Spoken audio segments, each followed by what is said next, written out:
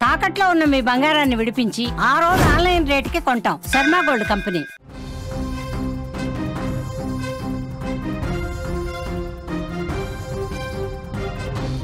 Tanzania అధ్యక్ష ఎన్నికల అనంతరం ఆ దేశంలోని వివిధ నగరాల్లో చెలరేగిన హింసాత్మక ఘటనల్లో 700 మందికి పైగా ప్రజలు చనిపోయారు. ప్రస్తుత అధ్యక్షురాలు సమియా సులుహు హుసన్ తన అధికారాన్ని కాపాడుకునేందుకు ప్రత్యర్థుల్ని అణిచివేశారని, జైల్లో బంధించి ఎన్నికల్లో పాల్గొనకుండా అడ్డుకున్నారనే ఆరోపణలున్నాయి. ఈ గందరగోళ పరిస్థితుల్లో బుధవారం ఎన్నికలు ముగిశాయి.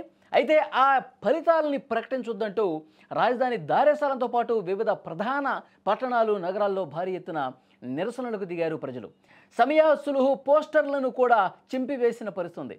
పోలీసులతో ఘర్షణకు కూడా దిగారు. హింసాత్మక ఘటనలు నివారించేందుకు సైన్యం పెద్ద ఎత్తున రంగంలోకి దిగి అక్కడ కర్ఫ్యూ విధించిన పరిస్థితి. పెద్ద ఎత్తున ఘర్షణలు చెలరేగాయి, నిరసనలు కొనసాగాయి. ఈ నిరసనలు, హింసాత్మక ఘటనలో పెద్ద సంఖ్యలో ప్రజలు ప్రాణాలు కోల్పోయినట్టుగా సమాచారం వస్తుంది. ఒక్క దారెసలాంలోనే, ఒక్క రాజధాని ప్రాంతం దారెసలాంలోనే 350 మందికి పైగా చనిపోయారనే వార్తలు వినిపిస్తూ ఉన్నాయి. విజువల్స్లో మీరు చూస్తున్నారు, అక్కడ పెద్ద ఎత్తున ప్రజలు రోడ్ల మీదకి వచ్చి ఏ విధంగా నిరసన తెలియజేశారో చూస్తున్నాం. అంటే ప్రస్తుత అధ్యక్షురాలు సమియా సులుహు తన అధికారాన్ని నిలబెట్టుకోవడం కోసం, శాశ్వతంగా తాను అధికారంలో ఉండటం కోసం రాజకీయ ప్రత్యర్థుల్ని ఎన్నికల్లో పోటీ చేయనివ్వకుండా అణచివేశారని చెప్పి పెద్ద ఎత్తున చర్చ వినిపిస్తోంది. అక్కడ జైళ్లలో ముందస్తు అరెస్టులు చేసి జైళ్లలో మగ్గే విధంగా చేశారు. వాళ్ళు ప్రత్యక్షంగా ఎన్నికల్లో పాల్గొననీయకుండా ఒక గందరగోళం సృష్టించి అణచివేసి పెద్ద ఎత్తున ఈ విధమైనటువంటి చర్యలకు ఆమె పాల్పడిందనే సమాచారం వస్తోంది. అయితే దీన్ని గమనించినటువంటి ప్రజలు ఎన్నికలు జరిగిన సందర్భంలో కూడా, జరుగుతున్న సందర్భంలో కూడా పెద్ద ఎత్తున గందరగోళ పరిస్థితులు, ఘర్షణ పూరితమైనటువంటి పరిస్థితులు కనిపించాయి. అందుకే ప్రజలు పెద్ద ఎత్తున రోడ్ల మీదకి వచ్చి ఈ ఎన్నికల ఫలితాలు ప్రకటించొద్దు, ప్రస్తుత అధ్యక్షురాలు అక్రమాలకు పాల్పడ్డారు, అప్రజాస్వామికంగా వ్యవహరించారు, రాజకీయ ప్రత్యర్థుల్ని పూర్తిగా అణిచివేసి హింసకు పాల్పడ్డారు, తనకు అనుకూలంగా ఓట్లు వేయించుకున్నటువంటి పరిస్థితి ఉంది, కాబట్టి ఈ ఎన్నికలు చెల్లవు, ఇప్పుడు ఈ ఫలితాలను కూడా బయటికి వెల్లడించవద్దు అంటూ రోడ్ల మీదకి వచ్చి వేలాదిగా ప్రజలు రోడ్ల మీదకి వచ్చి ఆందోళన చేసిన పరిస్థితి. ఒక్కసారి విజువల్స్లో చూస్తుంటే ఒక పెద్ద ఎత్తున ఘర్షణ చెలరేగిన పరిస్థితి. ఎందుకంటే రోడ్ల మీదకి వచ్చి అధ్యక్షురాలు పోస్టర్లను కూడా చింపేస్తామని ఆమెకు వ్యతిరేకంగా నినాదాలు చేస్తున్నారు. రోడ్ల మీదకి వచ్చి పెద్ద ఎత్తున నిరసన కొనసాగిస్తున్న నేపథ్యంలో పోలీసుల్ని భారీగా మోహరించింది. ఆ తర్వాత సైనికుల్ని కూడా పెద్ద ఎత్తున మోహరించి అక్కడ వాళ్ళని కంట్రోల్ చేసే పరిస్థితి ఉంది. కానీ కంట్రోల్ కాని పక్షంలో వాళ్ళు కాల్పులు కూడా తెగబడ్డట్టుగా తెలుస్తుంది, మనకి సమాచారం వస్తుంది. ఈ ఘర్షణల్లో ఒక్క రాజధాని ప్రాంతంలోనే 350 మంది చనిపోయారు. ఇక ఇతర పట్టణాలన్నీ కలిపి 700కు పైగా. ఇక్కడ చూడండి, మొత్తం సైన్యాన్ని మోహరించి ఎక్కడికక్కడ నిరసనకారులను అడ్డుకుంటున్నారు, బాష్పవాయువు గోళాలు వేస్తున్నారు, రబ్బర్ బుల్లెట్లతో కొడతా ఉన్నారు. పెద్ద ఎత్తున హింస చెలరేగిన పరిస్థితి. ప్రజలు 700 మందికి పైగా చనిపోయారంటే అక్కడ ఎలాంటి దారుణమైనటువంటి పరిస్థితులు ఉన్నాయో అర్థమవుతుంది. ఎక్కడెక్కడ మంటలు, పెద్ద ఎత్తున పొగ అలుముకున్నటువంటి దృశ్యాలు మనం చూస్తున్నాం. ఈ ఘర్షణల్లో 700 మందికి పైగా చనిపోవడం అనేది దేశ చరిత్రలోని ఒక తీవ్ర విషాదమైనటువంటి ఘటన.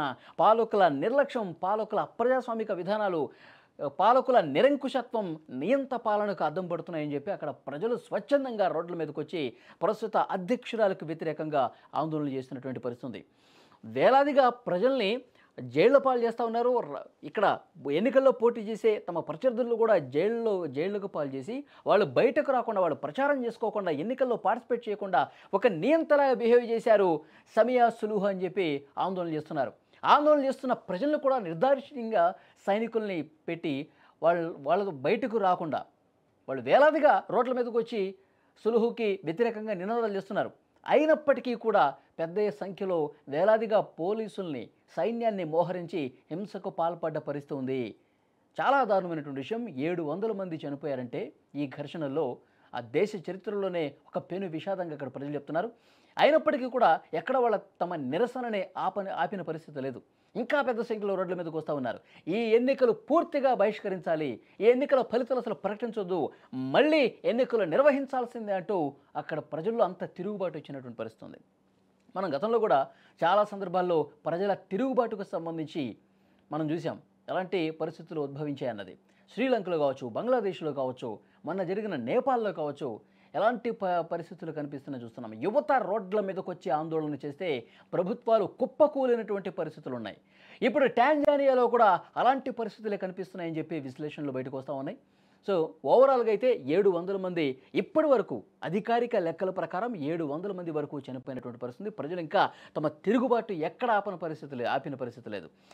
ఎన్ని సైనిక బలగాలను తీసుకురండి, ఎంతమంది పోలీసులతో అడ్డుకోండి, కానీ మేము ప్రజాస్వామ్యం కోసం పనిచేస్తున్నాం, ఎన్నికలు మళ్ళీ సజావుగా నిర్వహించాలి. ఇంత పెద్ద హింస జరిగితే ప్రపంచ దేశాలన్నీ కూడా స్పందించాల్సినటువంటి అవసరం ఉంది. ఇక్కడి అధ్యక్షురాలు ఇక్కడ నియంత పాలనని అడ్డుకట్ట వేయాల్సిన అవసరం ఉంది. ప్రతి ఒక్కరూ స్పందించండి అని చెప్పి వాళ్ళు రోడ్ల మీదకి వచ్చి ప్లకార్డులు పట్టుకొని ఆమె పోస్టర్లు చించేస్తూ ఆందోళన చేస్తున్న పరిస్థితి. ఆ దృశ్యాలు మీరు చూస్తున్నారు.